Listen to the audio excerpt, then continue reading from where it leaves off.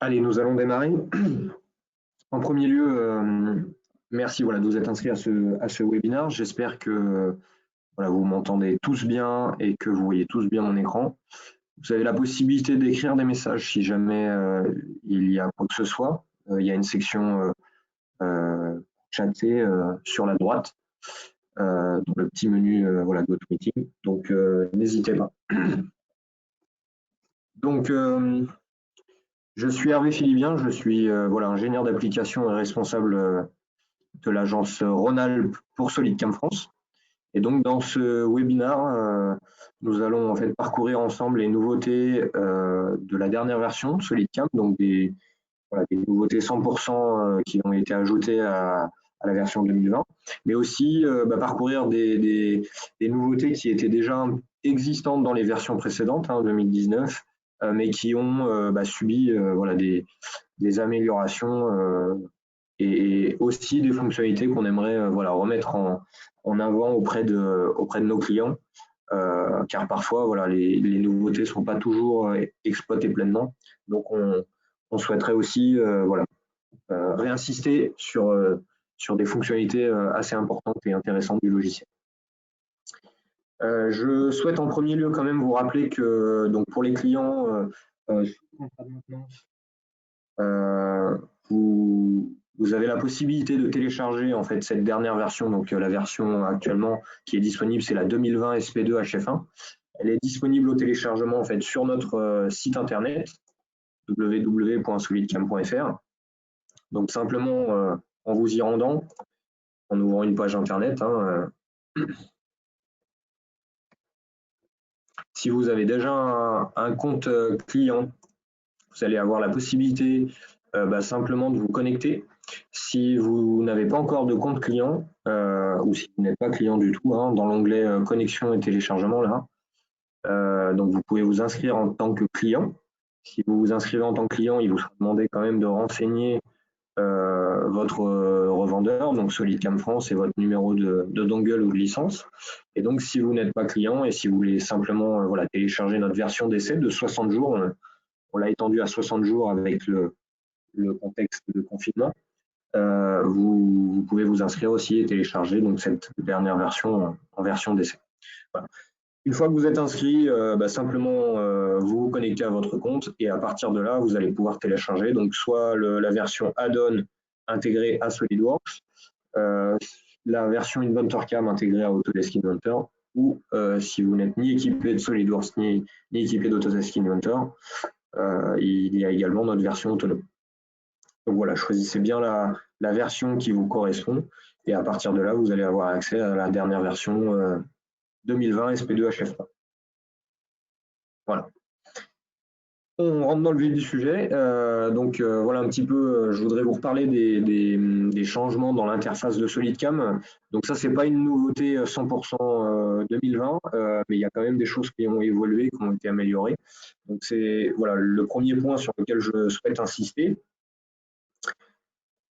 C'est d'abord ça, c'est que dans le passé, effectivement, en fait, tout se faisait à partir de cette commande, la outil SolidCam, pour ouvrir un projet, accéder à vos réglages, etc.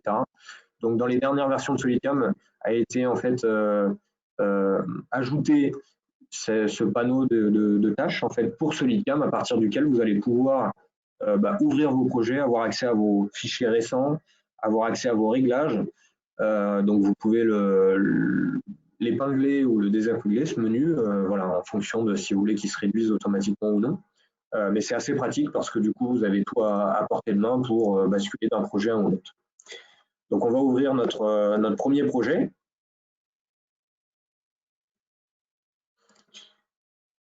Et donc, cette première pièce, voilà, on va voir ensemble une petite chose qui est intéressante. Dans le module d'usinage prismatique, donc dans le fraisage 2,5D, c'est ce qu'on appelle donc l'assistant pour le perçage, et c'est la fonction en fait de glisser-déposer sur votre pièce. Donc ça, c'est une des nouveautés de la 2020. Les glisser-déposer étaient déjà possibles dans les fonctions, dans les versions précédentes. Par contre, on faisait des glisser-déposer sur des surfaces ou sur des trous. Et là, on va voir en fait la fonctionnalité de glisser-déposer de l'assistant pour le perçage directement sur le modèle. pour qu'en quelque sorte, en une seule manipulation, on vienne détecter tous les trous et les fonctions associées à ces trous de l'ensemble de la pièce. Donc voilà, on bascule dans SolidWorks et SolidCam. Donc voilà, là je suis sur un projet neutre, hein, il est vide. C'est le démarrage de notre programmation et c'est vrai que c'est une pièce qui a voilà, pas mal de trous, de diamètres, de profondeurs différentes. Ce qui est important, c'est que cette fonctionnalité d'assistant pour le perçage de SolidWorks, de SolidCam, elle fonctionne justement avec l'assistance pour le perçage de SolidWorks. C'est-à-dire qu'en fait, quand la pièce est conçue, dessinée dans SolidWorks, donc vous avez une fonction dédiée au perçage, en fonction assistant pour le perçage. Donc là, quand vous modélisez vos trous, si vous passez par l'assistant pour le perçage de SolidWorks, vous allez intégrer en fait les informations, si c'est un trou tarodé, si c'est lamé, etc. Et toutes ces informations, à partir du moment où elles ont été utilisées au niveau de SolidWorks, on va pouvoir en fait les récupérer avec l'assistant pour le perçage de SolidCam. Donc l'assistant pour le perçage de SolidCam, vous y avez accès ici, d'accord, dans l'onglet détection assistant pour le perçage. Si on passe par cette fenêtre-là, c'est vous qui allez démarrer une nouvelle opération. Donc on va lui dire, on fait un assistant pour le perçage pour ce trou-là, pour celui-ci, ainsi de suite, les uns après les autres. Et en fait, donc dans la 2020, vous avez un panel ici pour le glisser-déposer des opérations. Donc ça, toute l'interface de ce panel-là de glisser-déposer a été un peu améliorée dans la 2020. Donc vous allez avoir 4 icônes ici. La première pour avoir accès à vos modèles d'opération, vos templates. Le deuxième pour avoir accès au groupe de templates. Et le troisième, c'est ce qui nous intéresse là, c'est pour avoir accès à l'assistant pour le perçage. Et effectivement, si je viens chercher ici dans l'assistant pour le perçage, j'ai accès à 2 fonctionnalités. La première, c'est en fait, je vais glisser mon assistant pour le perçage sur un perçage, sur une fonction de perçage, ou alors je peux glisser l'assistant pour le perçage sur une surface de mon modèle, et à partir de là, en fait, tous les perçages du modèle vont être détectés, à condition bien sûr qu'ils ont été créés avec l'assistant pour le perçage de SolidWorks. Donc on y va, je vous montre. On vient glisser ici la fonction glisser sur une surface et on la lâche sur la surface du modèle. Et à partir de là, vous avez la reconnaissance qui se met en place.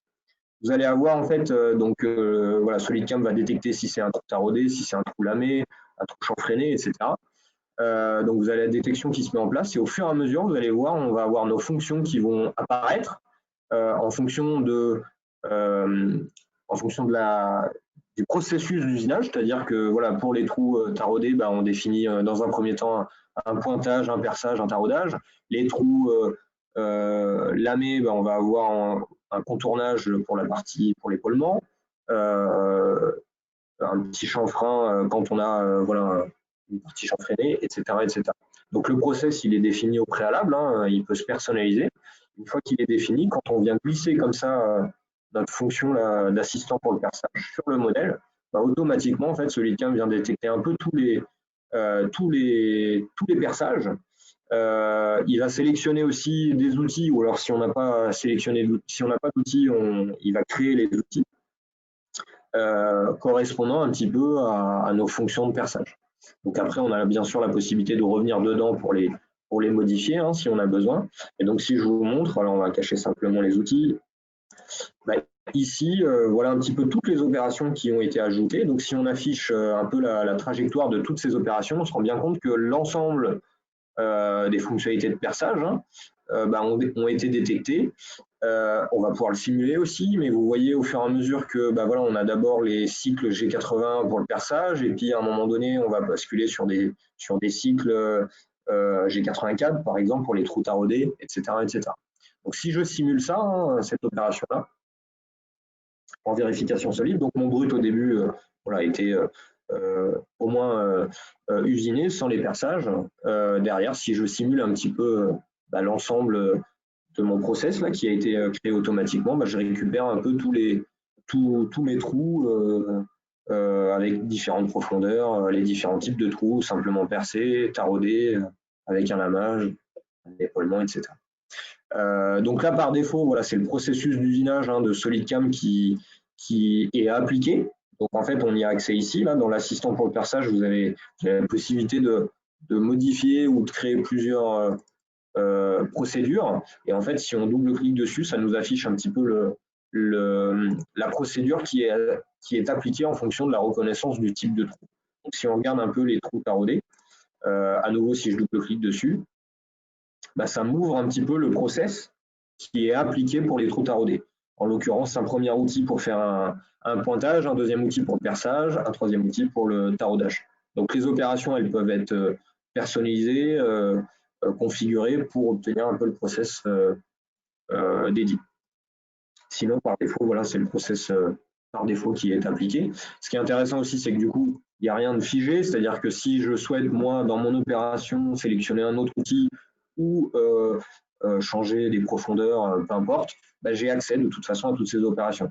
Donc ça peut, à défaut de me donner voilà, quelque chose de complètement terminé en un seul clic, ça peut en tout cas voilà, me donner une grosse base de travail sur laquelle venir peaufiner quelques réglages. Donc c'est vrai que cette fonction-là de glisser-déposer sur le 3D directement, elle est assez intéressante. Et voilà. Ce que je voulais vous montrer aussi, c'est ça. Donc, on a amélioré en fait le processus donc, de l'assistant pour perçage, c'est-à-dire que vous avez aussi une associativité avec le fichier CAO 3D. C'est-à-dire que derrière, si je viens maintenant modifier une des fonctions hein, de ces trous, donc par exemple là, je rebascule simplement entre la partie FAO SolidCam et la partie CAO de SolidWorks. Je vais voilà, modifier par exemple cette fonction-là. Donc là, on avait voilà, un trou avec un lamage, un chambrage, peu importe comment on l'appelle. Ici, on a voilà, la taille du M16. Si par exemple, je viens par exemple, le modifier et je le fais basculer en M4, de la même manière, si je rajoute un trou ou si je les déplace hein, également, eh bien, quand je rebascule dans SolidCam, je vais avoir voilà, une détection que le modèle CAO a subi une modification. Donc là, il y a une synchronisation qui s'effectue pour vérifier justement quelles sont les modifications qui sont apparues. Donc vous voyez, j'ai les petits feux rouges qui sont apparus ici sur la pièce finie et puis sur certaines de mes opérations. Donc si on regarde en fait les opérations qui ont le petit feu rouge, bah, c'est bien les opérations qui correspondent au trou que j'ai touché. Les autres, vous voyez, elles n'ont pas bougé. Donc le petit feu rouge, il est là pour signifier à l'utilisateur de SolidCam, bah, il y a eu une modification dans le fichier CAO, dans le fichier 3D. Donc l'usinage, la partie FAO, a besoin de se mettre à jour, de se synchroniser. Donc simplement avec un clic droit, je vais pouvoir demander à synchroniser la pièce finie pour me remettre à jour. Et ensuite, avec un clic droit sur les opérations dédiées, je pourrais toutes les prendre, mais puisqu'il n'y a que celles-là qui sont impactées, je prends que celles-là.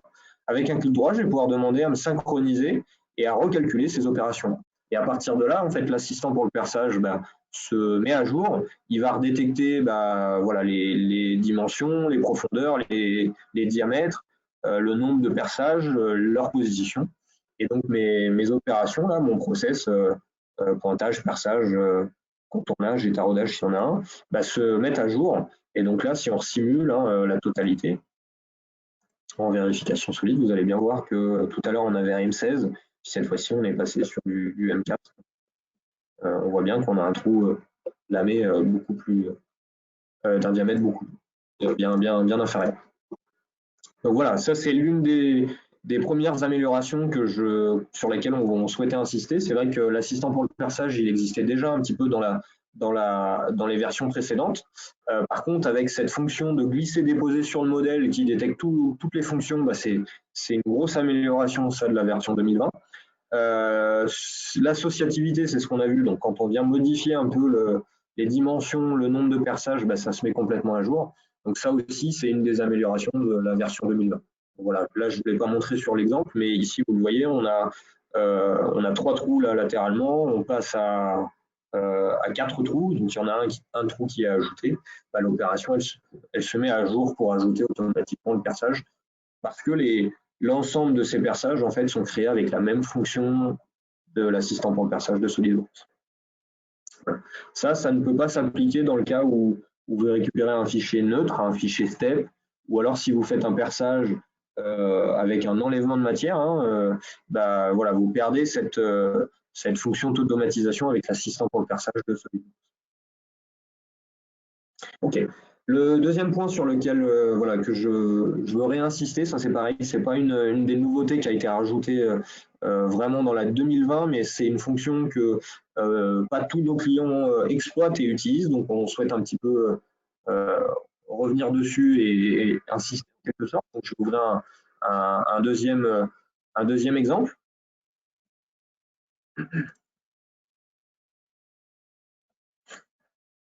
Donc voilà, c'est une pièce prismatique assez, voilà, assez simple, hein, d'extraordinaire dessus. Voilà, j'ai déjà deux opérations ici, donc je vais les calculer tout simplement. Ce qui m'intéresse en fait, c'est de, sans lancer la simulation, c'est d'afficher la matière restante. Donc en fait, dans les dernières versions de SolidCam, vous aviez un onglet ici qui s'est ajouté là, matière restante. Et en fait, quand on vient cocher cette icône, la matière restante, bah, ça permet sans lancer la simulation, ça permet en fait d'afficher à l'écran directement et de garder à l'écran le résultat, hein, en fin d'usinage de l'opération. À partir du moment où vous le cochez, vous avez une petite icône qui apparaît là dans l'arbre que vous pouvez déplacer comme ça d'une opération à une autre pour justement voir, bah, voilà, moi je veux afficher le reste de matière de cette opération-là.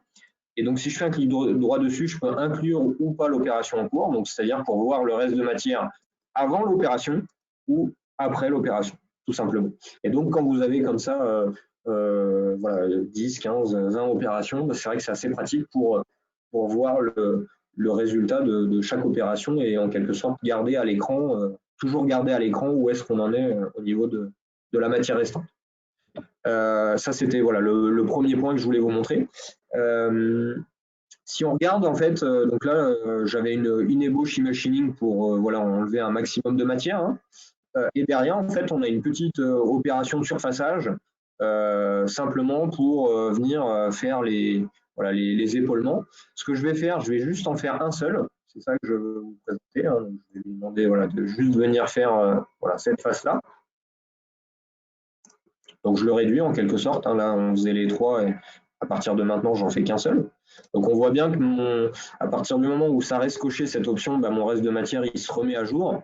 Il se remet à jour parce qu'en fait, là, j'ai le calcul automatique qui est affiché. C'est-à-dire que voilà, en arrière-plan, lui, il recalcule systématiquement la matière restante. Donc sur les opérations 2,5D, c'est intéressant d'avoir ça pour pas avoir à chaque fois que vous lancez la simulation, que vous calculez, bah, que le logiciel ait besoin de calculer la matière restante, il le fait en arrière-plan. Comme ça, il le charge automatiquement.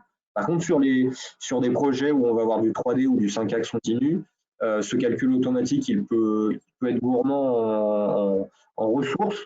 Donc ça, c'est voilà, en fonction un peu des situations. Parfois, sur des projets beaucoup plus lourds, il vaut mieux le désactiver, sinon vous avez un calcul bah, un peu systématique dès que vous changez quelque chose et ça va utiliser pas mal les performances de l'ordinateur. Donc là, je le laisse cocher, on est sur un cas simple, hein, 2 axes et demi. Ce que je veux vous montrer, c'est ça. Donc tout à l'heure, on a parlé du glisser-déposer en fait, de l'assistant pour le perçage. Là, on est aussi en mesure de faire des glisser-déposer des autres opérations. Donc par exemple, des opérations 2 axes et demi. Donc là, j'ai fait voilà, un surfaçage, donc j'aurais pu sélectionner les 3 faces. Mais ce que je veux vous montrer aussi, c'est ça, c'est que je prends cette opération-là, je clique dessus, je reste appuyé. Donc vous voyez, avec ma souris, il y a la petite icône de l'opération qui vient avec moi. Et quand je passe dans la fenêtre SolidWorks, ben, je vais pouvoir aller cliquer d'autres faces, par exemple celle-ci, pour lui demander de réappliquer en fait l'opération là que j'ai copiée. Donc vous voyez, il me l'a dupliqué pour la réappliquer sur une autre face de ma pièce. Donc je peux faire comme ça des glissés-déposés. C'est assez pratique pour réappliquer une stratégie ailleurs sur ma pièce. Et là, vous voyez automatiquement, hop, il calcule. Et donc, voilà, en glissant, déposant comme ça mon opération, ça me permet de la dupliquer sur ma pièce. De la même manière, ce qu'il est possible de faire, c'est de créer en fait une opération template. Donc, par exemple, ici, je vais ajouter une nouvelle opération. On va faire une poche et un évidement. Donc, je vais faire par exemple voilà, cette poche-là. Je la sélectionne. On va simplement prendre un outil et je calcule. Voilà. Il faut évidemment normalement que je renseigne ma profondeur de passe, ma passe latérale, etc., etc., mes conditions de coupe. Mais vous voyez automatiquement, voilà, j'obtiens une trajectoire qui est cohérente, ça me convient. Imaginons que ce process-là, voilà, mes opérations de poche, je souhaite les faire systématiquement avec cet outil-là, avec ces paramètres-là que j'ai définis. Donc, on va l'enregistrer en tant que poche. Donc, soit dans ce projet-là, je peux venir le dupliquer comme ça, le glisser-déposer d'une face à une autre. Soit ce qui est possible de faire aussi, c'est que ce process-là dans la poche et l'évidement, je l'enregistre en tant que modèle d'opération. Donc, on va dire que ça, c'est mon modèle d'opération de poche. D'accord, modèle poche. Je peux inclure l'outil ou pas, si je le souhaite. Et en fait, une fois qu'on crée des modèles comme ça d'opération, ce qui est intéressant, c'est qu'on va y avoir accès dans ici le panel de glisser-déposer, on s'en s'est servi pour l'assistant pour le perçage, vous allez avoir accès également à vos modèles d'opération. Donc ici, dans le premier onglet, quand je le coche, ça m'ajoute les modèles d'opération. Donc j'ai une bibliothèque par type d'opération. Et donc pour les opérations de poche et d'évidement, là j'ai 2 modèles en quelque sorte. On peut avoir une multitude de modèles, c'est pas un problème. Et donc le modèle de poche, si je le sélectionne, je vais pouvoir venir le réappliquer sur cette face-là. Et vous voyez à nouveau, hop, j'ai mon opération qui s'est insérée là en bas de mon arbre et j'ai ma trajectoire qui se recalcule comme ça sur la face. Et donc simplement en faisant des glissés-déposés un peu partout là sur ma pièce, je pourrais ici compléter un petit peu toute mon opération. Toute ma pièce, tout simplement. Donc là, vous voyez que quand je l'ai glissé sur cette face-là, ça m'a détecté automatiquement les bords ouverts. Si je le glisse également sur une opération fermée, là, cette fois-ci, il va détecter qu'il y a des bords fermés. Donc, il va essayer, en tout cas, si l'outil le permet, de descendre dans l'hélicoïdal et faire l'évidement fermé de cette poche. Donc voilà, c'est glisser-déposer, c'est assez pratique. Donc ça, c'est quelque chose au quotidien que vous pouvez dont vous pouvez bénéficier, donc on vous encourage fortement à vous en servir. Vous pouvez vous en servir aussi sur les opérations 3D. Donc rapidement, si j'ouvre un exemple avec un petit balayage HSS.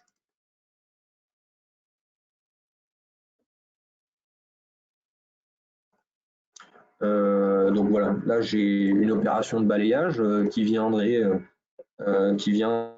balayer un petit peu cette surface de manière linéaire. De la même manière, ce balayage, ici, si je le prends, donc je reste appuyé sur la souris, vous voyez l'icône, elle vient avec moi, je vais venir le glisser sur une autre face ailleurs sur ma pièce. Donc si je suis en 5 axes continu sur une machine 5 axes, il me demande un petit peu l'origine que je souhaite utiliser. Et effectivement, du coup, ça me duplique mon opération et c'est venu en fait me l'appliquer sur la face sur laquelle je l'ai déposé. Et puis l'intérêt, c'est pour ça que mon opération elle s'est ouverte automatiquement, c'est qu'effectivement en HSS, on va en général balayer pas juste une surface, ça peut être une multitude de surfaces. Donc mon opération elle s'ouvre automatiquement et donc si j'ai besoin, moi je peux venir après rajouter des surfaces adjacentes et simplement recalculer. Mais vous voyez que c'est assez rapide finalement ce glisser-déposer et parfois même plus rapide que de faire des copier-coller. Voilà. Et vous avez en fait, donc là, vous voyez que ça s'applique sur l'assistante pour perçage, ça s'applique sur les opérations 2D, sur les opérations 3D également.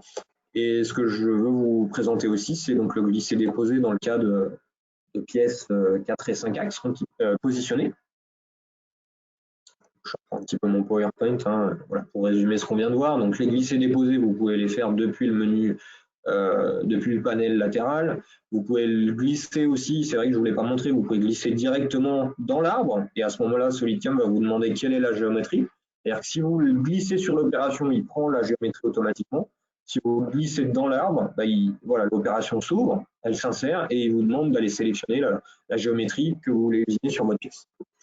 Vous pouvez le faire aussi avec des groupes d'opérations. Là, j'ai inséré une seule opération, mais ça peut très bien être un ensemble d'opérations. Typiquement, une opération d'ébauche, une opération de finition, vous voulez insérer les deux automatiquement. Vous allez aller sélectionner donc, votre groupe d'opérations, de modèles d'opérations. Et là, maintenant, je voudrais vous parler de petites choses différentes. Alors, on va quand même revoir un coup le glisser-déposer là dans le cas d'un usinage 4 et 5 axes positionné.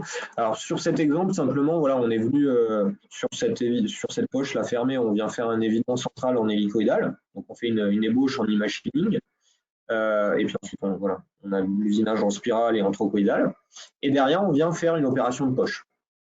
Donc dans l'opération de poche, lui, par défaut, en fait, hein, si je recalcule mon opération comme ça, il me refait en quelque sorte tout l'évitement. Donc, ce que je vais vous montrer, c'est ça, c'est que voilà, dans la 2020, vous avez des petites options là, supplémentaires pour, dans l'opération de poche, et pas avoir besoin, en quelque sorte, si vous avez déjà évidé tout le centre, de repasser par une opération de contournage. Donc, dans l'opération de poche, vous allez avoir des options pour faire, par exemple, que la finition de la paroi ou que la finition du fond ou que la finition de la paroi et du fond. C'est-à-dire que du coup, en cochant ça, mon opération de poche, elle ne refait pas tout l'évidement central. Elle fait que la finition. Et c'est pour éviter, en quelque sorte, d'avoir besoin de passer par l'opération de contournage. Donc, du coup, voilà, ça vous donne en quelque sorte un contournage dans l'opération de poche et d'évitement. Donc, vous avez ces trois petites options là qui ont été un peu améliorées dans la 2020. Et sinon aussi, hein, ce qui est possible de faire, c'est en fait de simplement demander à Solidcam que cette opération de poche, elle travaille directement sur la matière restante. Donc ça, c'est une fonctionnalité aussi qui a été ajoutée dans les versions précédentes, mais que pas tous les clients exploitent. Donc on veut insister un petit peu là-dessus. Donc j'ai fait une opération d'ébauche qui passe après l'opération d'e-machining. Donc du coup, en quelque sorte, j'ai des passes à vide, hein, je reprends de la matière au centre. Donc simplement en cochant l'usinage de la matière restante dans cette opération de poche, là, Solidcam sait où est-ce qu'il me reste de la matière et où est-ce qu'il ne m'en reste pas. Donc il m'enlève en quelque sorte toutes les passes à vide et j'ai juste mon opération de finition sans que j'ai eu besoin, moi, de réellement lui dire, en fait, tu fais que la finition. Ça, il le fait automatiquement à partir du moment où vous lui demandez de travailler sur la matière restante, tout simplement. Donc ça, c'est le premier point que je voulais vous montrer un petit peu, de bien utiliser ces options dans l'opération de poche pour éviter parfois d'annuler et de repasser par une opération de contournage. Vous avez les options qu'il faut dans l'opération de poche. Ok, et ensuite, voilà, je reviens sur le sujet du glisser-déposer. Donc, typiquement, ici, on est sur une pièce 4 et 5 axes positionnée. On va avoir de l'usinage à faire sur les flancs, hein, de la pièce. Si on regarde un petit peu dans la liste des origines, donc là, on est sur une machine 4 et 5 axes. On a déjà une position numéro 2 pour venir travailler sur ce flanc-là. Donc, en fait, ce qui se passe, c'est que si je prends mes deux opérations ici, donc l'ébauche, e-machining et la finition en poche, comme tout à l'heure, si je clique dessus, que je reste appuyé, j'ai les opérations qui se déplacent avec ma souris. Et quand je viens les lâcher, excusez-moi, je l'ai lâché sur le bord, donc ça ne va pas fonctionner. Quand je viens les lâcher sur la face, donc sur cette face-là, automatiquement, vous voyez, mes opérations, elles sont dupliquées. Et elles sont dupliquées en sélectionnant cette fois-ci la position numéro 2, d'accord, pour venir travailler sur le flanc de ma pièce. Donc voilà, il a détecté qu'il y avait déjà une position correspondant à ce flanc de la pièce. Donc les opérations que j'ai glissées là du haut sur cette face-là, automatiquement, elles ont réutilisé cette origine, cette position-là. Et dans le cas où je n'ai pas de position, d'accord, donc là, par exemple, pour ce flanc-là, j'ai pas créé de position, si je refais un glisser-déposer sur ce flanc-là, vous voyez, automatiquement, il me crée la position qui va bien et qui correspond pour ce flanc-là. Et puis, il me recrée automatiquement les opérations. Donc, voilà, une pièce comme ça, vous voyez, c'est assez intéressant en fait de faire du glisser-déposer pour réappliquer en 4 et 5 axes positionnés une stratégie comme ça d'une face à une autre. C'est aussi ça, c'est glisser-déposer, c'est aussi très pratique sur les machines de tournage-fraisage. Quand vous allez avoir un méplat, un hexagone, vous voulez réappliquer une opération, une stratégie avec une indexation du quatrième axe différente. Vous venez simplement faire un glisser-déposer et Solidcam va vous créer la position correspondante automatiquement. Vous n'avez pas forcément besoin, alors il y a des cas où quand même on a besoin de le faire, mais vous n'avez pas toujours le besoin de d'abord créer votre position pour ensuite ajouter vos opérations. Avec ces stratégies-là, ça, c'est assez intéressant. De la même manière, on pourrait aussi aller chercher l'assistant pour le perçage pour venir faire les perçages là sur les flancs. Ok. On continue un petit peu. Donc ça, voilà, c'est ce que je vous avais dit. Hein, c'est les options de finition de la paroi ou du fond ou les deux uniquement dans l'opération de poche. Je vous ai montré en fait l'usinage aussi de la matière restante. On a aussi donc dans cette opération 2D de l'opération de poche la possibilité dans le cas où on a des brides de lui demander d'éviter les collisions par rapport aux brides en définissant une petite distance de sécurité. Donc ça c'est vrai que l'opération de poche elle a gagné en performance. Le glisser déposé donc sur les opérations, sur les projets 4 et 5 axes positionnés. ce que je veux vous présenter aussi, c'est ça, c'est que donc dans la version 2019, alors c'est pas dans la 2020, même s'il y a eu encore des améliorations dans la 2020 sur ce sujet, a été introduit une nouvelle opération. C'est l'opération de perçage profond, étagé et de trous séquents, en quelque sorte. Donc cette opération-là, ça c'est voilà, c'est une fonction assez intéressante de SolidCam qui a été ajoutée. Donc si je joue voilà, mon exemple correspondant.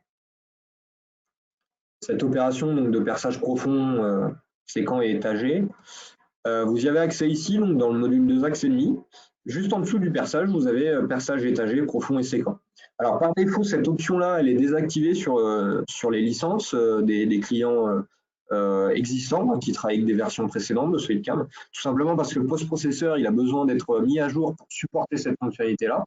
Donc voilà, si vous n'avez pas accès à l'opération, il faut simplement contacter notre support pour qu'on vous mette à jour votre licence pour obtenir cette option et qu'on fasse une modification de votre post-processeur pour générer le code qui correspond.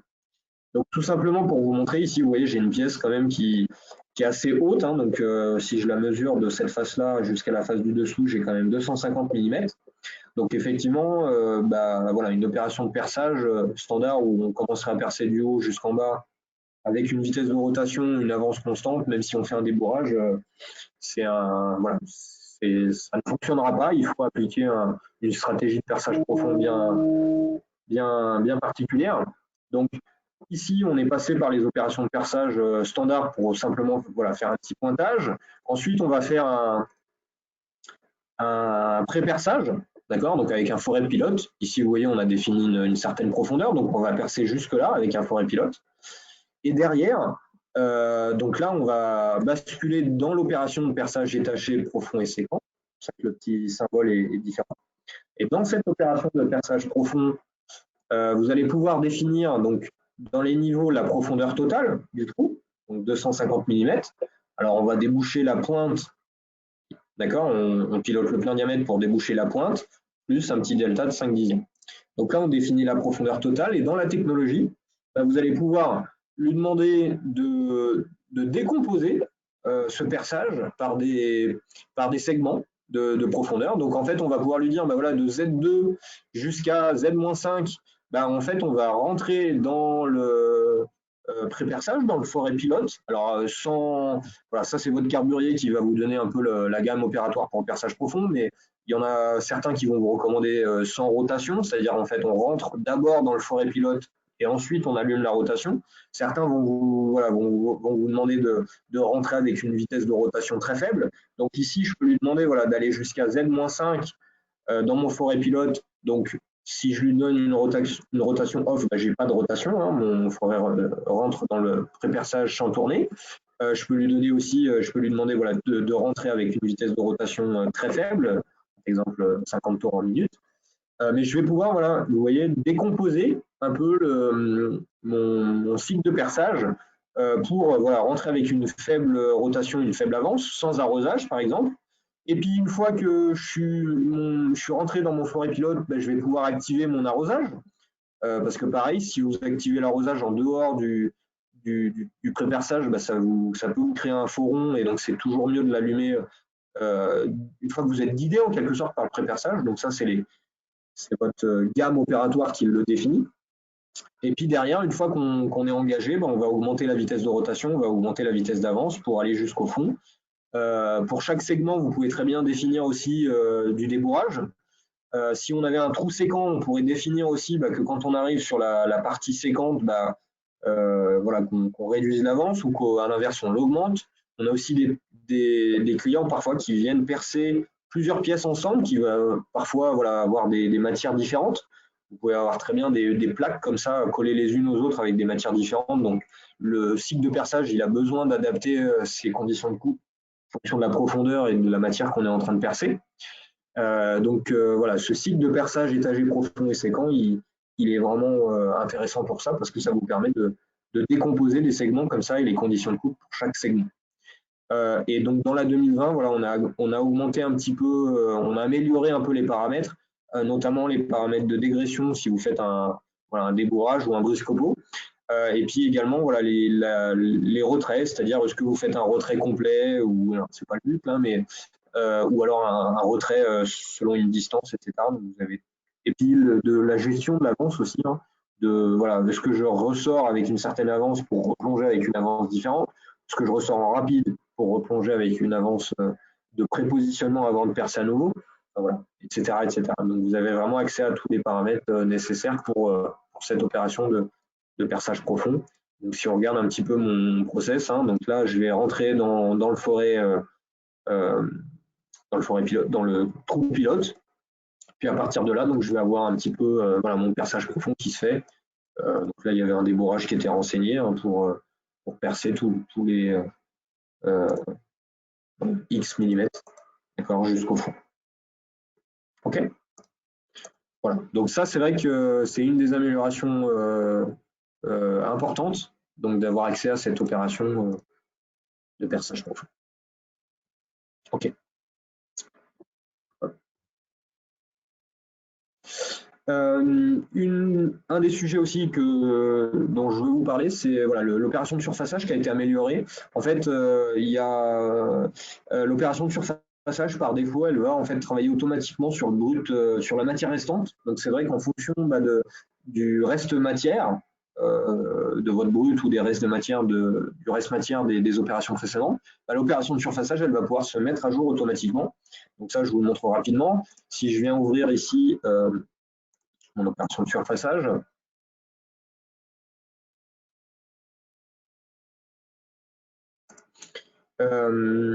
Ici, voilà, j'ai fait une opération e-machining pour, en quelque sorte, faire l'usinage extérieur de ma pièce. Et donc, si je fais le surfaçage ensuite, dans l'opération de surfaçage, vous avez voilà, des icônes qui n'existaient pas dans le passé. Donc, la première, en fait, c'est il travaille sur la matière restante, le brut actuel. Donc, si on calcule l'opération telle quelle, vous allez voir automatiquement, il détecte un peu la matière restante laissée précédemment. Et donc là, on va avoir un surfaçage qui va reprendre juste la forme de ma pièce puisque tout l'extérieur est déjà usiné. D'accord? Vous le voyez ici. Par contre, si par exemple je décide, moi, l'usinage extérieur, je souhaite le mettre après, d'accord, après mon opération de surfaçage, donc je le glisse en dessous. Si je recalcule cette fois-ci mes opérations, vous allez voir que mon opération de surfaçage, cette fois-ci, elle va surfacer tout le brut, puisque cette fois-ci, ce que j'ai à usiner, c'est voilà, tout mon brut. Donc, c'est vrai que cette option-là, ici, par défaut, elle est assez intéressante parce que vous travaillez sur la matière récente. Si jamais vous aviez besoin de surfacer qu'une certaine zone, simplement en basculant là sur la deuxième icône, c'est vous qui définissez un peu la zone que vous avez à surfacer. Donc là, vous retombez après sur le menu de définition de votre zone à surfacer, comme c'était dans les versions précédentes. Donc par défaut, en tout cas, voilà, il usine la matière restante. Donc ça, c'est assez intéressant. Hop. OK. Bon, vous avez aussi dans l'opération de surfaçage une petite option pour lui demander de faire uniquement la finition du fond. Hein, si vous vouliez voilà, une première ébauche avec une première fraise et vous laissez une surépaisseur, et puis vous faites une copie en quelque sorte pour venir faire juste la finition du fond avec un deuxième outil. Donc, vous avez cette petite option, il n'y a plus besoin de mettre une profondeur de passe de 0. Et puis vous allez avoir la possibilité aussi de décomposer pour faire une finition avec des conditions de coupe dédiées à la finition du fond qui serait différente de l'ébauche. OK. Dernière chose dont je vais vous parler dans le 2 axes et demi, c'est cette opération donc, de détection des chanfreins qui est assez pratique.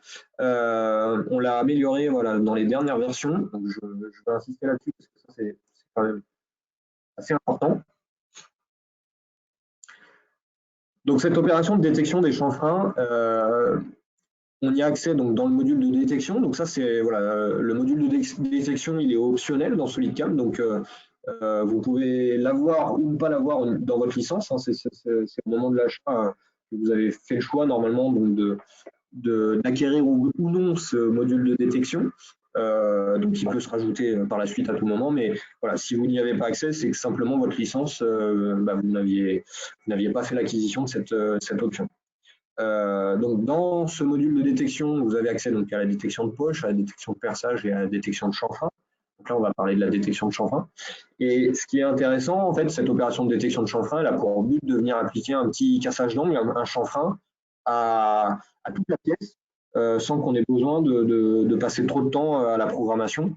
Et c'est vrai que c'est un gros plus pour nos clients, parce que quand vous avez fini d'usiner voilà, votre pièce, débavurer un peu partout, ça fait tout de suite voilà, une qualité de pièce supérieure, qui peut être un différenciateur par rapport à d'autres voilà, des sociétés concurrentes ou voilà, pour des prises de marché.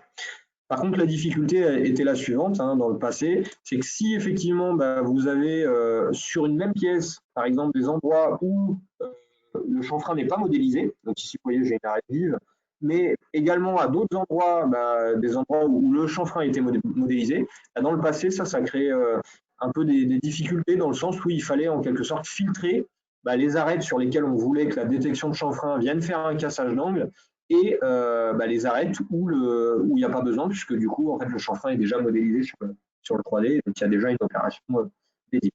Donc, dans les dernières versions de SolidCam, donc dans la détection de chanfrein, au moment de la définition de la géométrie, on a en fait une petite option là, ignorer les parois et fonds ayant un angle inférieur de, et c'est vous qui définissez un angle, et en fait en utilisant cette option, on va appliquer un filtre tout simplement à la pièce, et on va lui demander voilà, de détecter les arêtes de la pièce, à condition que les deux surfaces qui sont adjacentes aux arêtes aient un angle supérieur ou égal de 90 degrés. Donc ici, vous voyez, comme j'ai bien un angle droit de 90 degrés, il détecte bien cette arête. Par contre ici, comme entre cette face-là et cette face-là, j'ai un angle de 45 degrés, il ignore cette arête, de même pour celle-ci, etc., etc.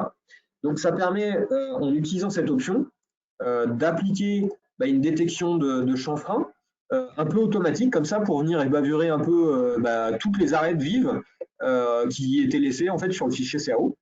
Et dans la détection de chanfrein, une des améliorations aussi, c'est la protection du modèle 3D. C'est-à-dire qu'à partir du moment où on lui demande en cochant cette option-là, c'est lui qui calcule par rapport au diamètre d'outil, par rapport à la profondeur à laquelle on va se positionner par rapport au chanfrein, jusqu'où il peut aller tout en gardant une distance de sécurité pour ne pas endommager en fait, et générer de collision sur la pièce. Donc, en une opération, là, avec cette détection de chanfrein, ça me permet voilà, de venir ébavurer au maximum ma pièce sans passer trop de temps à la programmation, sans générer de collision sur ma pièce. Et vous voyez, je viens obtenir vraiment un ébavurage complet de la pièce. Donc ça, c'est vraiment une option qui est intéressante. Si vous n'avez pas ce module de détection, ça peut valoir vraiment le coup de le rajouter parce que ça permet, sans passer trop de temps à la programmation, d'obtenir des qualités de pièces, voilà, des pièces complètement bavurées. Donc c'est un vrai différenciateur sur le marché. OK.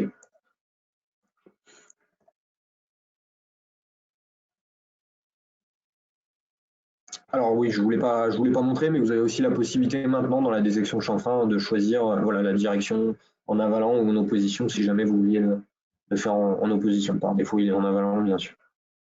Alors, deux, trois petites choses en e-machining. Il y a une nouveauté qui est intéressante. En fait, c'est les repositionnements. Je vais vous montrer rapidement. Vous allez vite voir ce dont il s'agit.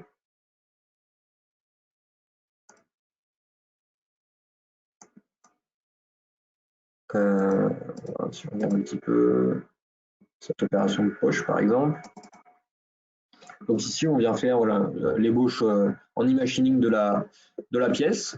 Alors c'est vrai qu'il y avait eu des modifications importantes dans la 2019, donc au niveau de la définition de la géométrie de l'e-machining, c'est-à-dire que vous avez la possibilité en fait de venir cliquer la face directement que vous voulez usiner. Et vous voyez, lui, en fait, en bleu, là, il vous prolonge et vous affiche en quelque sorte la zone d'usinage que ça va donner. Donc, ça vous fait une prévisualisation vraiment de ce qu'il doit usiner. Et il travaille sur la matière restante aussi. Donc, du coup, ça vous permet de voir réellement où est-ce que vous allez usiner avant de calculer votre trajectoire.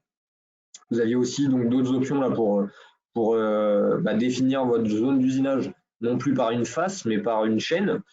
Vous pouvez aussi lui demander, avant, dans le passé, il fallait voilà, sélectionner le contour du brut et le contour de la pièce pour venir usiner entre les deux pour faire tout l'usinage extérieur.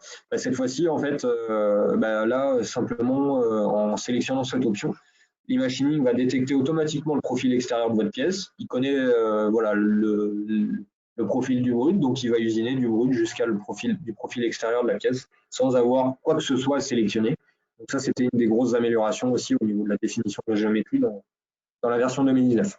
Donc dans la version 2020, une petite amélioration, mais qui est quand même intéressante. En fait, dans la liaison, on a ajouté ici une option qui permet, en fait, dans l'imagining 2D, d'effectuer des repositionnements 3D. Donc, je vous montre un petit peu ce dont il s'agit.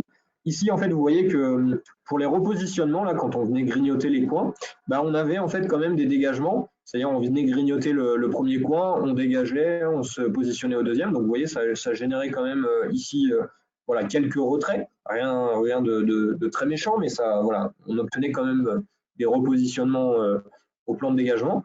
Et donc, avec cette nouvelle option dans la 2020, qui est cochée par défaut, hein, bah, on va obtenir les repositionnements de l'imagining 3D dans l'opération 2D. Et vous voyez que cette fois-ci, bah, en termes de repositionnement, j'ai quelque chose qui est encore plus optimisé hein, que ça ne l'était précédemment, avec juste une plongée, une sortie. Et si on zoome un petit peu, bah, en fait, le repositionnement, vous le voyez maintenant, il se fait vraiment en remontant juste de quelques centièmes de la surface finie, et puis on va venir se repositionner automatiquement pour usiner à cet endroit-là, de la même manière que de l'autre côté. Et le repositionnement, il se fait aussi avec un contrôle anti-collision pour, bah, si jamais on a un îlot au centre, ne pas obtenir de collision, etc., etc. Donc c'est vrai que ça, c'est assez intéressant. Et voilà, sur le PowerPoint, là, vous voyez rapidement la différence hein, sur un cas. Donc là, on a vraiment des liaisons qui sont optimisées, alors qu'avant, on avait quand même des dégagements au plan de dégagement. Donc ça, c'est assez intéressant. Un point aussi qui est important, ça c'est une amélioration que beaucoup de clients attendaient dans le domaine du tournage-fraisage avec l'imagining. Hop, je me dépêche. Voilà, imaginez, je suis sur un projet de tournage-fraisage assez complexe. Hein. Donc je suis sur une machine avec deux canaux, un axe B supérieur et une tourelle inférieure. Donc là, en l'occurrence, sur un Okuma Macturn 250. Donc si on va regarder un peu le post-processeur de cette machine, bah, on voit bien qu'on a un axe B. Et cet axe B, bah, il va avoir ses caractéristiques. Par exemple, l'outil motorisé, il peut tourner à 12 000 tours. Et puis, on a une puissance sur cet axe B de 15 kW. Et à l'inverse, sur la tourelle inférieure, bah, voilà, c'est une tourelle de tournage, même si je peux monter des outils motorisés dessus. Bah, j'ai pas les mêmes caractéristiques, j'ai pas les mêmes performances. Donc, sur la tourelle inférieure, je vais pouvoir tourner à 4000 tours et j'ai 5 kW en termes de puissance. Donc, c'est vrai que jusqu'à présent, quand on crée l'opération e-machining, il n'y avait pas de distinction en fonction de si on utilisait bah, telle combinaison d'éléments ou telle autre sur la machine. C'était à vous de changer en quelque sorte à chaque fois vos paramètres de l'e-machining, puisque l'e-machining tient compte de la vitesse de rotation et de la puissance à la broche de la machine. Et bah, dorénavant, avec la version 2020, donc dans les données e-machining, en fait, vous voyez, soit vous utilisez des données standards comme on le faisait avant, donc c'est en fait des données qui sont fixes, soit vous pouvez utiliser les données du VMID. Donc si on regarde, en fait, il va utiliser les rotations de la broche, donc c'est un pourcentage, c'est-à-dire on lui demande d'aller utiliser la valeur qui est définie dans le VMID. Et en fait, en fonction de si mon opération e-machining, elle est sur l'axe B ou sur la tourelle inférieure, il va aller sélectionner les valeurs correspondantes, hein, que ce soit pour la rotation, pour l'avance et pour la puissance à la broche. Donc c'est vrai que ça c'est intéressant parce que du coup là vous n'avez plus vraiment à renseigner les caractéristiques machine, il va les récupérer automatiquement dans votre post-processeur. Ça c'est une des améliorations aussi importantes, notamment pour le tournage-fraisage, parce qu'on avait voilà, cette limitation-là en fonction du nombre de canaux et de combinaisons d'éléments sur les machines de tournage-fraisage. Okay. Alors, on a aussi, dans l'e-machining, on a aussi un peu amélioré la tolérance d'approximation des arcs. Hein. Donc, concrètement, si vous avez la main pour les machines qui auraient des limites mémoire assez restreintes, c'est vrai que l'e-machining générait beaucoup de points. Et ben, dorénavant, en fait, on a cette possibilité en fait, de décomposer plus ou moins la tolérance des arcs. Donc, quand vous diminuez la tolérance, si on met une tolérance faible, bah, vous allez avoir voilà, une multitude de décompositions avec une variation de l'avance qui correspond en fonction du reste de matière. Et à l'inverse, si on augmente cette tolérance, bah, on va avoir en fait moins de lignes, moins de points dans le code. Donc, ça va faire un G-code un petit peu moins gros qui va pouvoir être plus facilement chargé sur les machines qui ont voilà, des restrictions en termes de capacité mémoire. Par contre, attention, voilà, plus vous l'augmentez, plus vous vous exposez aussi à une variation quand même des efforts, puisque du coup, voilà, si on a besoin d'une décomposition de la vitesse d'avance en tous ces points pour maintenir un copo constant, bah, voilà, si on le décompose pas, là, vous allez avoir une vitesse d'avance sur chaque segment, une vitesse d'avance constante également sur chaque segment. Donc, vous vous exposez aussi un petit peu à des variations d'efforts. Donc, voilà, attention avec l'utilisation de cette option. OK. Maintenant, je voudrais vous parler un peu du module 3D. Voilà, le gros des améliorations que je voulais vous présenter, c'était majoritairement pour le 2D. Maintenant, je voudrais vous parler un peu du 3D. On va ouvrir un exemple. Il y a eu pas mal d'améliorations sur le 3D, notamment en fait avec l'intégration de nouvelles opérations. Alors, on va en parler tout de suite.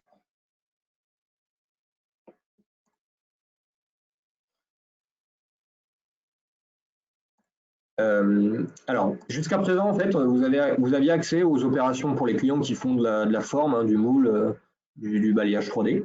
Vous aviez accès donc aux opérations d'ébauche 3D UGV et les opérations de finition 3D UGV. La première chose que je veux vous montrer quand même, ça c'est assez intéressant, c'est vrai qu'on a beaucoup de clients qui nous font ce retour. C'est pas tous les clients qui utilisent toutes les stratégies. C'est vrai que beaucoup de clients vont avoir 5-6 stratégies un peu passe-partout, on va dire, que les clients appliquent régulièrement. Puis c'est vrai que parfois, ça peut arriver qu'il y ait certaines stratégies qui ne soient pas utilisées parce que vous n'avez pas les topologies de pièces qui correspondent. Je pense par exemple au balayage radial. C'est vrai qu'on a quelques clients qui s'en servent pour certaines topologies de pièces, mais voilà, c'est pas le cas de tous les clients. Donc vous avez en fait dorénavant, dans tous les menus de SolidCam, vous avez cette petite option là pour personnaliser le menu. Et en fait, ça permet, s'il y a des stratégies, par exemple, qui ne sont pas utiles, bah, simplement de les désactiver, de les faire disparaître de votre interface pour alléger un peu votre interface et pour garder à l'écran en fait que les stratégies qui vous intéressent et que vous souhaitez utiliser. Donc ça, c'est vrai que c'est intéressant dans le cadre où parfois on a des clients il va y avoir un utilisateur un peu avancé et puis un utilisateur un peu plus débutant. Bah, voilà, ça vous permet de guider entre collègues, par exemple, pour utiliser que les stratégies qui correspondent un peu à votre mode opératoire. Voilà. Ces algorithmes, donc ébauche 3D UGV et finition 3D UGV, HSR et HSM, en fait, la version 2020, elle introduit, alors la 2019 aussi, mais la 2020 de manière supplémentaire, elle introduit en fait une nouvelle génération d'algorithmes, donc plus performants, plus rapides en termes de calcul. Et donc, à terme, c'est vrai qu'on va avoir ces opérations-là dites turbo, c'est-à-dire l'opération HSM turbo finition 3D, qui va venir remplacer en quelque sorte la finition 3D UGV tout court. Donc, vous avez en fait le HSR turbo qui va remplacer en quelque sorte le HSR et le HSM turbo qui va remplacer le HSM. C'est important pour nous de ne pas faire disparaître ces options-là puisqu'on doit vous garantir la compatibilité avec vos projets existants. Mais sur de nouveaux projets, vous pouvez en fait tester en quelque sorte. Alors le HSR Turbo, dans la version 2020, on n'y a pas encore accès via le menu là-haut. Vous y avez accès avec un clic droit ici, donc ajouter une opération de fraisage. Donc, ici, si vous regardez, vous avez bien l'opération d'ébauche traditionnelle. Et juste en dessous, vous avez donc l'opération Turbo. Et même chose pour la finition, vous avez en dessous le mode turbo en quelque sorte. Donc c'est vrai que sur des nouveaux projets, vous pourriez faire l'essai de reprogrammer vos pièces, cette fois-ci non plus en passant par les opérations HSR et HSM, mais en passant par les opérations HSR et HSM turbo. Et en fait, concrètement, ces opérations HSR et HSM turbo, en fait, c'est des algorithmes qui ont été réécrits de manière récente Donc vous allez retrouver différentes stratégies aussi. C'est un nouveau moteur de calcul qui vraiment prend en charge un peu les moteurs, les processeurs multicœurs. C'est une vraie architecture 64 bits. Donc derrière, vous avez un gain sur le temps de calcul, sur la simulation, etc. Donc il peut y avoir vraiment des gains à ce niveau-là. Voilà, plus vous avez des PC multicœurs, plus du coup vous allez obtenir une différence notable entre les algorithmes HSR-HSM et les algorithmes HSR Turbo et HSM Turbo. Donc dans l'HSR Turbo, vous allez avoir différentes stratégies. Vous allez avoir du hachurage, du contournage et de la reprise de la matière restante. Donc là, par exemple, vous voyez la différence entre l'ébauche en contournage et l'ébauche en hachurage. Vous allez aussi avoir donc, le même principe pour la finition HSM Turbo. Vous allez avoir plusieurs stratégies. Vous allez avoir du balayage à Z constant, vous allez avoir du balayage linéaire, du balayage à pas de côté. Donc, les stratégies, en quelque sorte, vous allez retrouver les stratégies que vous aviez dans les opérations non turbo. Vous allez les retrouver un peu dans les opérations turbo. Voilà. Ce qui est important aussi, c'est qu'on a introduit une nouvelle opération qui n'existait pas du tout. C'est une opération en fait de pas de côté constant 3 axes et qui va en fait à l'inverse des opérations HSR et HSM gérer les parties en contre-dépouille de la pièce. Donc c'est vrai que jusqu'à présent, pour les parties en contre-dépouille, on était obligé de les usiner localement avec l'opération HSS de balayage local de surface. Maintenant, vous allez avoir une opération en fait qui travaille vraiment sur le volume pour venir ici, vous voyez, appliquer un pas constant 3D y compris sur les zones en contre-dépouille. Et donc cette nouvelle opération, un peu de la même manière, pour l'instant vous n'y avez pas accès dans l'onglet ici, vous y avez accès à partir du clic droit, et juste en dessous des opérations HSR HSM, vous allez avoir donc cette opération pour l'usinage des contre-dépouilles avec un pas constant 3D, et en fait ça applique un pas en Z, donc vous avez un pas de descente en Z qui va être constant en fait, quelle que soit la forme de votre pièce. Donc ça, c'est assez intéressant. Et typiquement, voilà, sur l'exemple que je vais vous montrer tout de suite, là, on a recréé voilà, la programmation de cette pièce. Donc, c'est une empreinte de semelle de chaussure. Hein. Et vous avez, en fait, si on la met un petit peu en transparence, cette pièce, vous avez en fait des zones qui vont être, par exemple, en contre-dépouille. Donc, c'est vrai que si on regarde un petit peu, donc là, on est dans l'opération HSR Turbo, vous récupérez ce que je vous disais un peu, le choix des stratégies. Donc ici, on est venu faire une ébauche par contournage, vous voyez, niveau par niveau. Et on voit bien que cette ébauche par contournage, en quelque sorte, elle ne va pas chercher la matière en fait en contre-dépouille, les zones en contre-dépouille. Par contre, si on affiche un petit peu le reste de matière, si on regarde un petit peu ce que ça va nous donner, je ne vais pas tout recalculer, je vous montre juste cet exemple-là.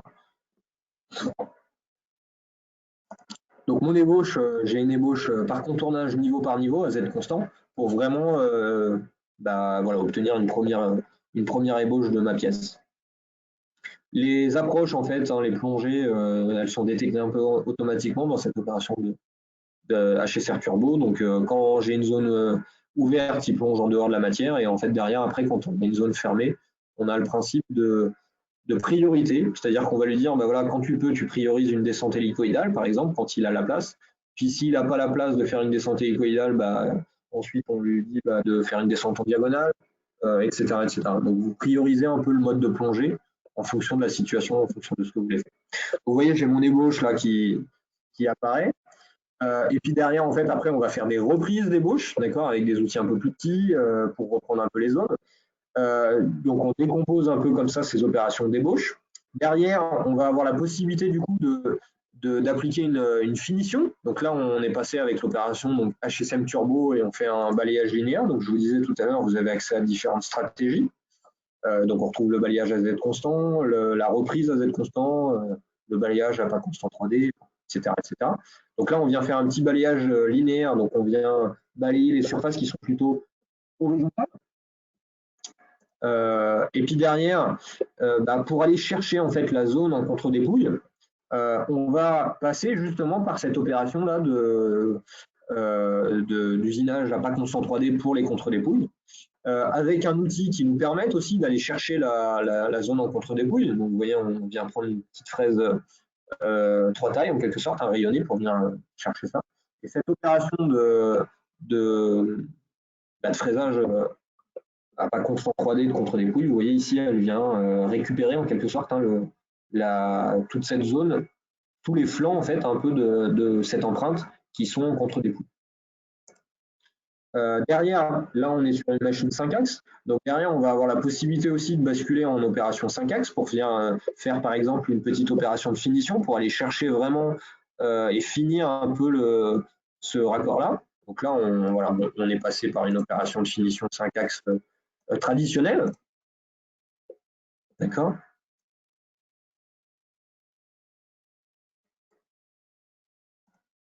Et puis ensuite, on reprend en quelque sorte nos finitions 3D avec le HSM Turbo, donc un balayage à Z constant, une reprise un petit peu de certaines zones de manière plus fine. La finition un petit peu des rayons, donc là avec un outil plus petit, on vient reprendre un peu tous les rayons de la pièce qui ont été laissés par l'outil précédent. Et la dernière chose, hein, c'est un peu là-dessus que je voulais terminer, c'est qu'également dans l'opération 5 axes continue, dans le module 5 axes continu, pardon, on est venu ajouter en fait cette stratégie de pas constant 3D. Donc vous l'avez en 3 axes pour aller chercher les parties en contre-dépouille, et vous l'avez également en fait en 5 axes continu. Donc voilà, en 3 axes, voilà un petit peu ce que ça vous donne, ça vous permet de comparer. Là, vous aviez la stratégie pas de côté constant en 3D avec le module HSM. Vous l'avez maintenant dans la version turbo. Et effectivement, on voit que le pas de côté constant pour la partie en contre-dépouille, ça nous permet aussi parfois, même s'il n'y a pas de contre-dépouille, d'obtenir une trajectoire qui est assez propre.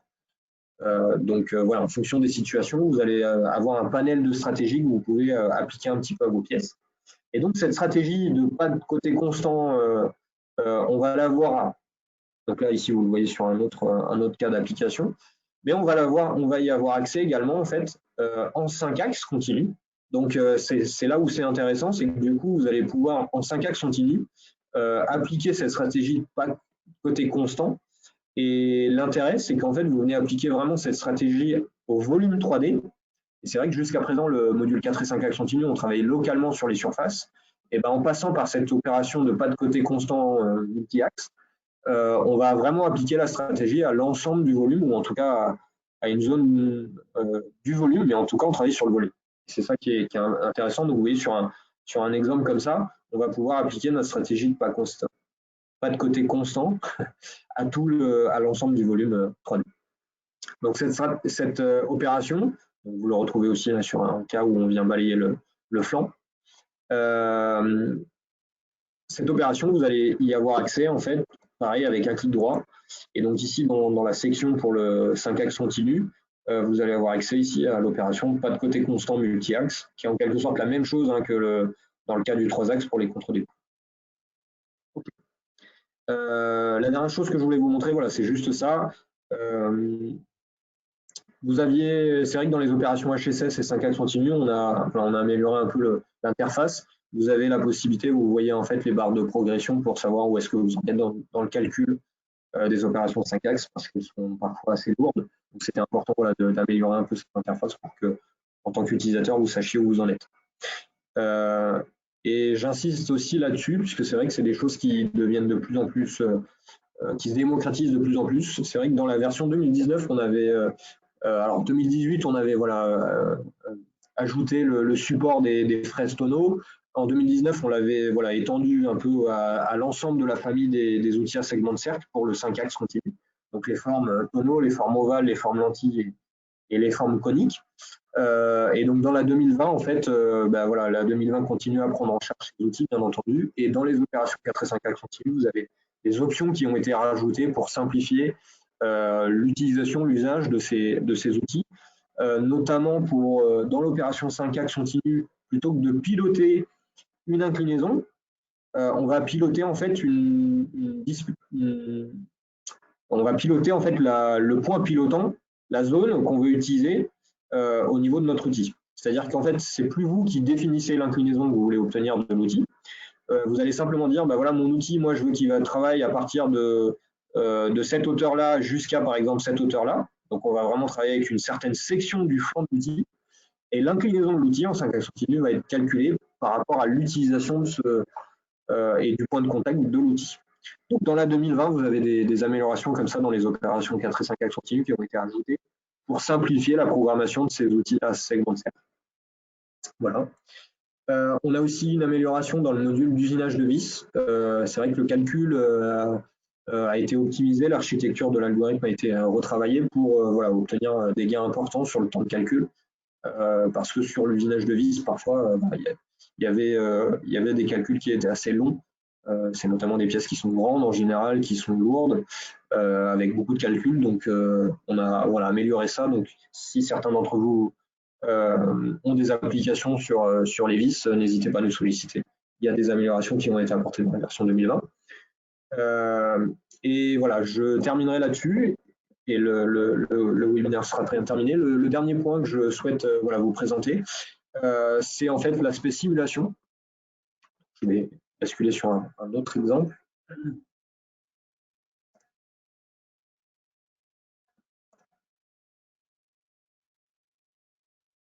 Simplement le temps de sauvegarder mon projet là, puisqu'il était un petit peu gros.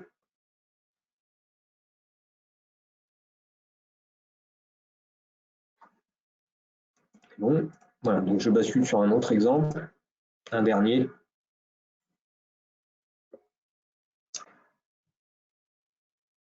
Donc dans la version 2019, en fait, on a commencé à intégrer un nouveau simulateur de SolidCam. Donc en fait, jusqu'à présent, c'est vrai que vous avez l'habitude tous, en tant que client, d'utiliser la simulation filaire, la simulation vérification solide.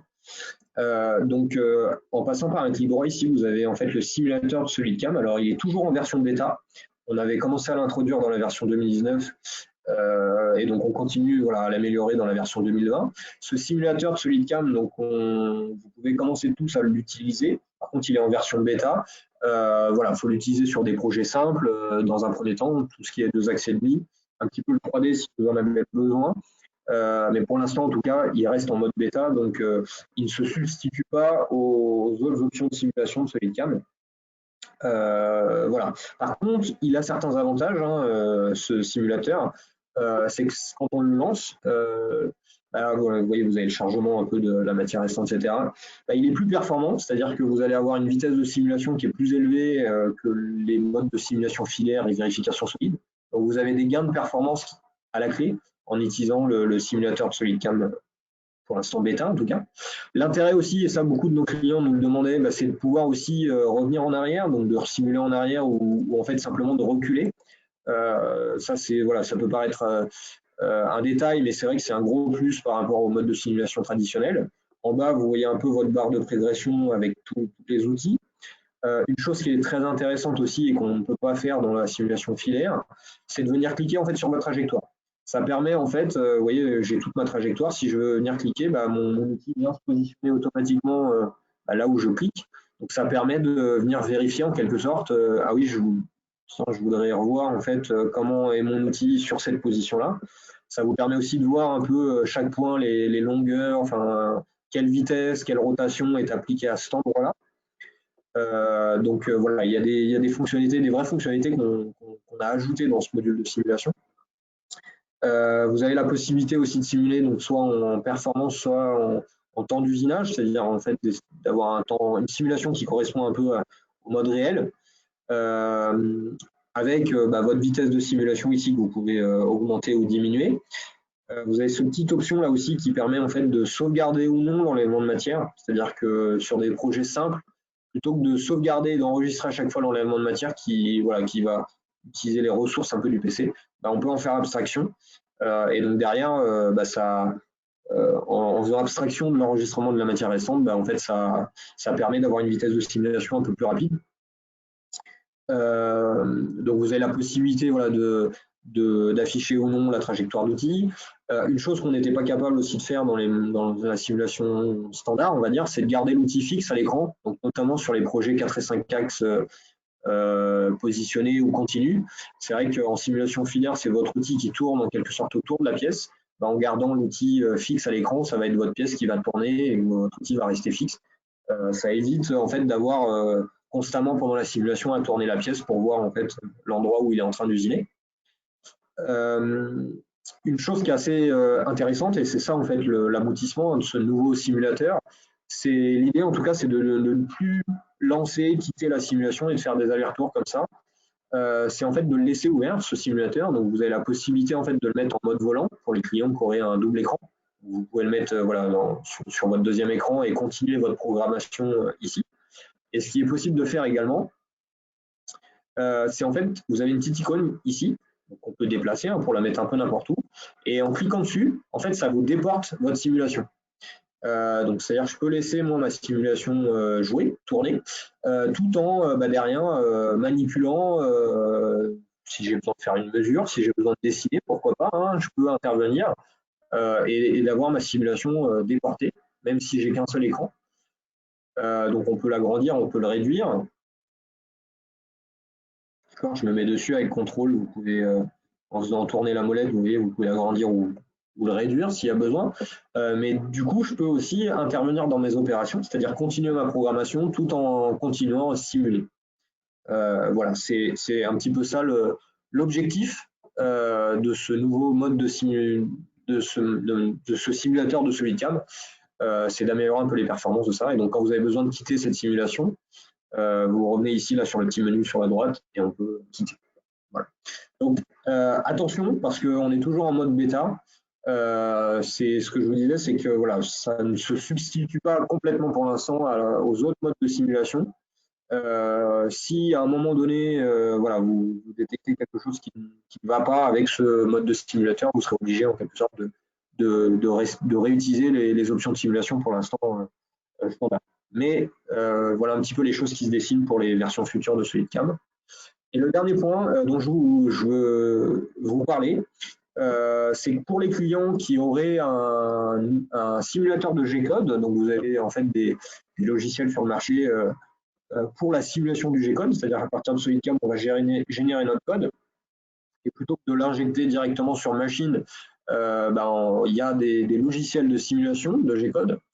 Donc on a des interfaces avec l'ensemble voilà, des acteurs un peu du secteur, que ce soit voilà, Vericut, Eureka, NC Simul, voilà, les principaux. Donc on a des interfaces pour les clients qui auraient déjà ces solutions-là. Et pour les clients qui n'ont pas de solution de simulation du G-code et qui seraient potentiellement intéressés par voilà, rajouter une étape de simulation après SolidCam avant d'aller sur la machine, la version 2020 de SolidCam, en fait, on va intégrer, nous, donc un simulateur de G-code de SolidCam en partenariat en fait avec Eureka.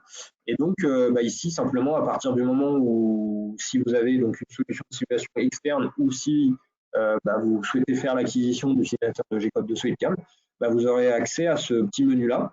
Et en fait, simplement avec ce clic, vous allez envoyer la liste des outils, la configuration du brut, de la pièce finie, des éléments de bridage, directement dans le logiciel de simulation du G-code, simuler le G-code qui provient de SolidCam pour vous assurer que le G-code soit bon avant de passer sur machine. Donc ça, c'est une option en plus dans SolidCam, c'est un module supplémentaire, mais auquel on peut également répondre maintenant, voilà, que vous ayez déjà une solution ou que vous n'ayez pas de solution de simulation. Voilà, j'ai fait un petit peu le tour de ce que je souhaitais vous présenter. A priori, je ne vois pas de questions. Donc je vais simplement vous libérer, vous souhaiter une bonne fin de journée et voilà, n'hésitez pas à nous contacter si besoin. Bonne fin de journée.